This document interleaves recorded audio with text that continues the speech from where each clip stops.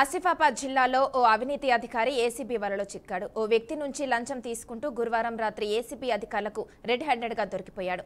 దహంగంలోని వాసవి మాత CMR rice మిల్లులో Bolero వాహనంలో పట్టుబడ్డ బియ్యం పీడీఎస్ బియ్యం అని సివిల్ సప్లై అధికారులు సీజ్ చేశారు. 75,000 లంచం అడగడంతో బాధితుడు సురా సందీప్ ఏసీబీని ఆశ్రయించి ఏసీబీకి పట్టించాడు. మరో వ్యక్తి నుంచి కుఢావా ఓ బిల్లు విషయంలో 2 లక్షలు డిమాండ్ చేయగా 1 లక్ష ఒప్పందం కుదుర్చుకున్నాడు. ఈ క్రమంలో బాధితుడు ఏసీబీ అధికారులు ఆశ్రయించగా గురువారం సివిల్ సప్లై కార్యాలయంలో లంచం తీసుకుంటూ ఏసీబీ అధికారులు పట్టుకున్నారు.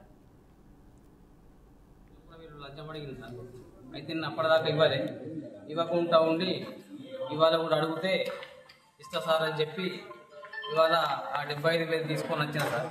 తీసుకొని వస్తే ఆ మీటింగ్ అయిపోయిన తర్వాత మణికాంత్ని కలవమన్నాడు. మణికాంత్ తర్వాత నాకు ఫోన్ చేసిండు. నాకు ఫోన్ చేస్తే సార్ కొంచెం కలెక్షన్ ఉంది, కలెక్షన్ తీసుకొని వస్తా సార్ అని చెప్తే సరే నేను ఓవర్ ఉంటా కాదన్నారు ఓంగా అంటే సరే ఓకే సార్ అని చెప్పిన. ఈ డబ్బులు తీసుకొని పోయి వాళ్ళకి ఇచ్చేసాను సార్. నేను 75,000 ఏసుకి 25,000 ఒక బాధితుని దగ్గర నుంచి గవర్నమెంట్ ఇచ్చిన వడ్లను మిల్లు ఆడించి మళ్ళా దాన్ని గోడౌన్కు పీడీఎస్ రైస్ కింద మార్చి పంపించడం కోసము దాంట్లో నూక కానీ లేకపోతే డిఫాల్ట్స్ కానీ ఏమి లేవని చెప్పేసి చెప్పడం కోసము దాన్ని పాస్ చేయడం కోసము లారీకి 25,000 చొప్పున 3 లారీలకు గాను 75,000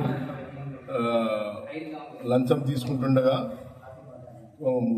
ఆసిఫాబాద్ తర్వాత ఈ మంచిర్యాల హైవే మీద లంచం తీసుకుంటుండగా మేము రెడ్ హ్యాండెడ్గా పట్టుకోవడం జరిగింది. 16 లారీలకు గాను డబ్బులు తీసుకోవడం జరిగింది. ఇప్పుడు అతని డబ్బులు ఇవ్వలేక మా దగ్గర మమ్మల్ని ఆశ్రయించడం జరిగింది. ఇప్పుడు మేము నరసింహారావు గారిని రెడ్ హ్యాండ్గా పట్టుకోవడం జరిగింది. ఒక బాధితుని దగ్గర నుంచి